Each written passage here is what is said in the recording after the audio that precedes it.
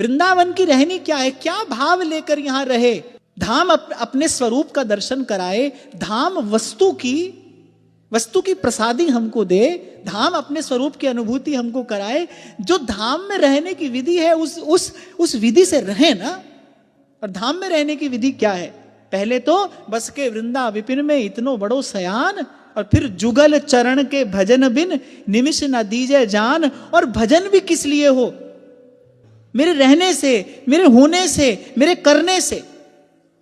मेरे प्रिया प्रीतम सुखी हो, श्री युगल सरकार सुखी हो। मेरे रहने से, मेरे यहां होने से और मेरे कुछ करने से बस मेरे प्रिया प्रीतम सुखी हो।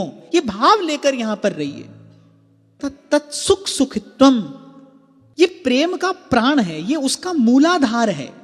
तत्सुख सुखित्वम, अपने प्रेमास्पद के सुख में सुखी, केवल उसके सुख का चिंतन, केवल उसके सुख का विचार। आनुकूल्येण कृष्णानुशीलनम स भक्तिरुत्तमा। और हम सौभाग्यशाली हैं, हमारे सौभाग्य की कौन कहे। हमको वृंदावन धाम मिला, और वृंदावन धाम में ऐसे आचार्यों की चरण शरण मिली कि इसी उपासना का प्रसाद जिन्होंने हमको सहज में प्रदान कर दिया। अपने इष्ट का सुख, अपने आराध्य का सुख। हमारे प्रियालाल सुखी रहे, युगल सरकार सुखी रहे। यहां आकर फिर खुद कुछ प्राप्त करने के लिए भजन नहीं है। यहां तो नित्य श्री हरिवंश सुनाम कहें, नित्य राधिका श्याम प्रसन्न रहे। आप देखिए, एक समय ऐसा रहा होगा ना, जब श्री हरिराम व्यास जी कहते हैं वृंदावन में जे बसे सब सहचरी अवतार। और व्यास जी कह रहे हैं कि मैं केवल कोरे भाव में आकर ये बात नहीं कह रहा हूं। चरणामृत और सीथ ले कियो व्यास निर्धार। क्या देखकर कहा होगा व्यास जी ने ये बात?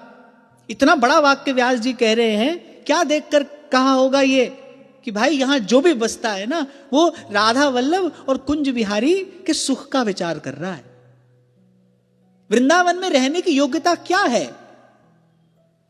किसी संप्रदाय विशेष में हमारी दीक्षा हुई है, बहुत बड़ा स्थान है, बहुत बड़ी व्यवस्था है। क्या वृंदावन में वास करने की विधि ये है? अरे वृंदावन वास करने की विधि तो एक है, बस के वृंदा विपिन में इतनो बड़ो सयान, जुगल चरण के भजन बिन निमिष न दीजे जान।